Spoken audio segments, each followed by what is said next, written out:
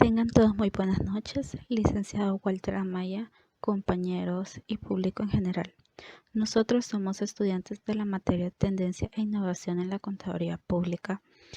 Somos el grupo número 2, que está conformado por Marvin Omar, Jocelyn Tatiana, Esmeralda Guadalupe, Carlos Ismael, Jacqueline Patricia, y en esta ocasión se dirige a ustedes Paola Pineda.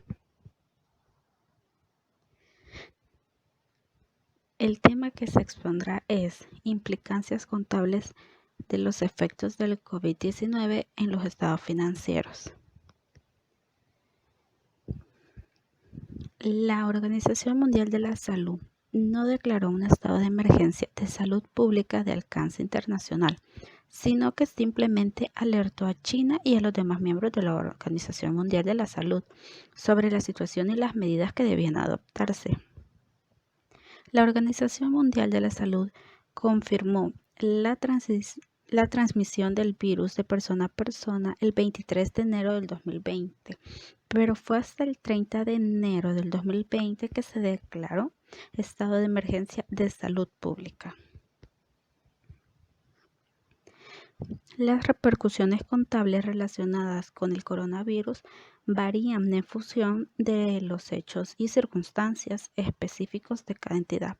Sin embargo, hay ciertas áreas de los estados financieros que tienen más probabilidades de resultar afectadas por el brote del COVID-19. La empresa debe considerar cuidadosamente los impactos del COVID-19, tanto en la preparación de los estados financieros anuales con la información intermedia. El impacto podría ser significativo para muchas empresas. Las implicaciones para los estados financieros incluyen no solo la valoración de activos y pasivos, sino también la revelación sobre cómo se está salvaguardando la capacidad de que la entidad pueda continuar en marcha sin riesgo al respecto. El impacto del COVID-19 debe considerarse lo siguiente. Si la pérdida esperada se mide en un valor de 12 meses o durante toda la vida del instrumento. También la pérdida estimada como resultado del incumplimiento. Pérdida si ocurre el incumplimiento. Por ejemplo, esto puede aumentar si como resultado del COVID-19 se produce una disminución en el valor razonable de un activo no financiero otorgado en garantía.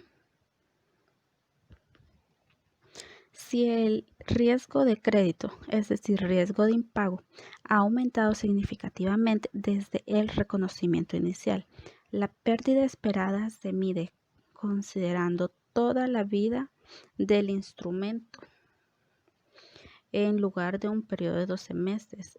Por ejemplo, este podría aumentar si el negocio del deudor se ve afectado negativamente por el COVID-19.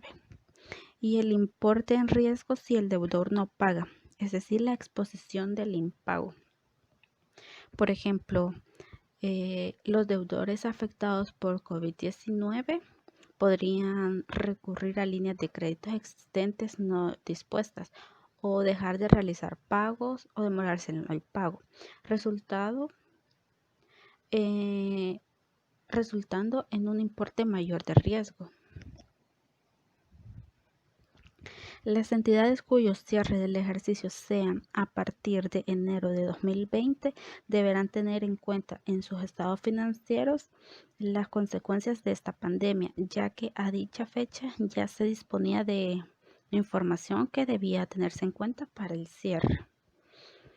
También se ven afectadas, por lo tanto, todas las entidades cuyo cierre de ejercicio sea posterior al 30 de enero, así como todos los estados financieros cuya fecha de cierre esté referido al 30 de enero de 2020 o posterior a esta fecha.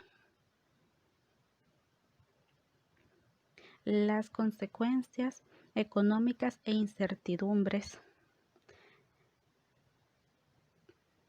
Bueno, estas están derivadas del propio coronavirus o de las medidas que han adoptado los gobiernos o incluso el sector privado para responder ante este brote del COVID-19. Podemos mencionar como el activo y pasivo medidos a valor razonable, deterioro de activos tangibles e intangibles, en especial el fondo de comercio, el deterioro de existencias, recuperación de activos por impuestos diferidos, deterioro de cuentas a cobrar, pérdidas esperadas de crédito en activos financieros, deterioro de inversiones financieras a largo plazo, clasificación de pasivos financieros como corrientes o no corrientes, clasificación de pasivos contingentes, flujos de efectivos, o sea, las dificultades de liquidez que se tengan. También podemos mencionar como la reestructuración del personal, penalizaciones por incumplimiento de contratos, suspensión o determinación de los contratos y las posibles consideraciones como contratos onerosos. Información sobre la naturaleza y nivel de riesgo de instrumentos financieros, que se puede decir que es el riesgo de crédito, el riesgo de liquidez y riesgo de mercado.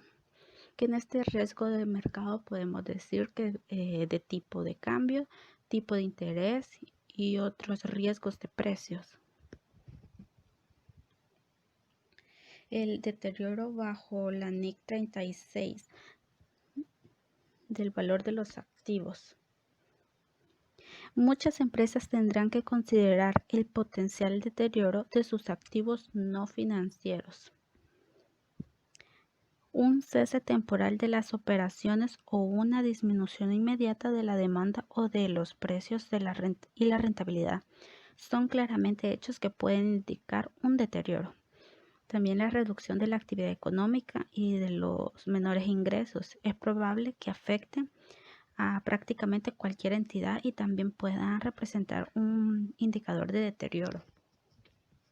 La NIC 36 requiere que el Fondo de Comercio y los activos intangibles de vida indefinida se sometan a pruebas de deterioro como mínimo una vez al año y siempre que, como otros activos no financieros, pueden ser indicador de que esos activos podrían estar deteriorados. Desgloses. Los requisitos de la NIC 1, presentación de estados financieros para desglosar las principales fuentes de estimación de las incertidumbres que tienen un riesgo significativo de resultar en un ajuste material a los estados financieros de un periodo. Aquí se debe considerar los desgloses requeridos por la NIC 36 también, específicamente los requisitos para desglosar asunciones y sensibilidades en el contexto de que los cálculos de deterioro de los fondos de comercio y de los activos intangibles de vida indefinida. Existencias. Requiere que los costes fijos de producción sean capitalizados considerando una capacidad de producción normal. Por consiguiente, la reducción de los niveles de producción podrían afectar al volumen de costes a capitalizar. Podría ser necesario reducir el valor de las existencias hasta su valor neto realizable. Estos deterioros podrían deberse a una menor rotación de los inventarios o a precios más bajos de la materia prima u obsolencia causada por niveles de venta inferiores a los esperados. Las entidades deben evaluar la importancia de cualquier deterioro o baja y si es necesario revelar esa información de acuerdo a la NIC 2. Clasificación y medición de activos financieros de acuerdo con la NIF 9. Según la NIF 9, la clasificación de los activos financieros que son instrumentos de deuda dependen tanto de el modelo de negocio de la entidad para administrar los activos financieros y si los flujos de efectivos contractuales del activo financiero son únicamente pagos de principal e intereses. Es decir, la entidad debe de tener debe de considerar el impacto de COVID-19 en la clasificación de estos activos, en particular si el modelo comercial de la entidad para gestionar activos financieros podría haber cambiado. La NIC 9 requiere que las previsiones sobre condiciones económicas futuras, al evaluar si se ha producido un aumento significativo en el riesgo de crédito, como al medir las pérdidas crediticias esperadas, y que las previsiones futuras podrían incluir escenarios alternativos más graves reflejando la propagación del COVID-19.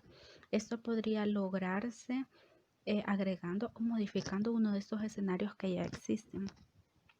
Es posible que algunas entidades gubernamentales soliciten a la banca medidas de apoyo a los deudores afectados por el COVID-19. Esto podría ser en forma de moratorias de pagos sobre préstamos existentes o la reducción de comisiones y de tipo de intereses para nuevos préstamos. Efectivo y equivalente al efectivo. La NIC 7 define equivalente de efectivo como inversiones altamente líquidas de corto plazo que son fácilmente convertibles en efectivo y sujetas a un riesgo insignificante de cambios en su valor. El COVID-19 ha causado que el valor de algunos mercados monetarios y otros fondos disminuyan de manera más que insignificante. Además, algunos fondos de mercado monetario incluyen cláusulas que permiten al administrador de fondos restringir la redención en eventos poco probables, uno de los cuales podría ser el resultado del COVID-19. La entidad debe considerar si las inversiones previamente clasificadas como equivalente de efectivo continúan cumpliendo con esta definición.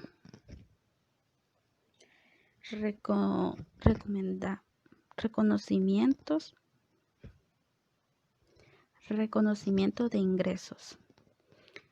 La reducción de la demanda podría conducir a un aumento de devoluciones esperadas, descuentos adicionales en precios, reducción de descuentos por volúmenes, penalizaciones por retraso en la entrega o la reducción en los precios al cliente. La NIF 15 aplica solo a aquellos contratos en los que se espera que el cliente vaya a cumplir con sus obligaciones cuando éstas sean exigibles. Los ingresos se reconocen en estas circunstancias solo cuando es probable que el cliente pague el precio establecido al vencimiento aplicado. Riesgos financieros. Las entidades deberán revelar cualquier cambio en su riesgo financiero, como el riesgo de crédito, el riesgo de liquidez, el riesgo de tipo de cambio y otros riesgos de precios o cambios en sus objetivos, políticas y procesos para gestionar o mitigar los riesgos.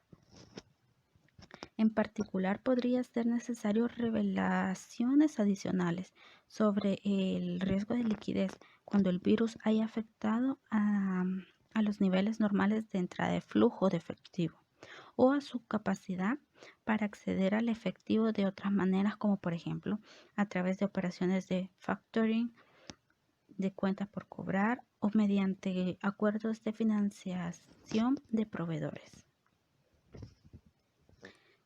Recomendamos considerar el COVID-19 y las medidas tomadas por su control pueden reducir las entradas de efectivo futuras o aumentar los costes operativos y de otro tipo por el motivo descritos anteriormente. Estos hechos que podemos incluir, por ejemplo, una caída en el precio de las acciones de una entidad en modo que la capitalización bursátil sea inferior al valor en libros.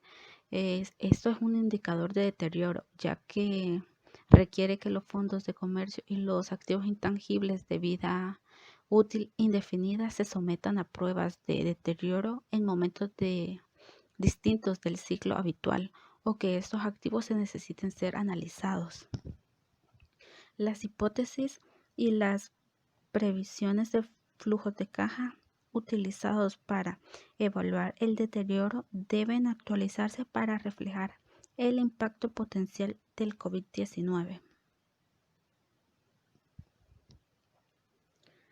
Cualquiera que sea el enfoque en que la dirección utilice para considerar las posibles variaciones en los flujos de efectivo futuros esperados, el resultado debe reflejar el valor presente esperado de los flujos de efectivos futuros.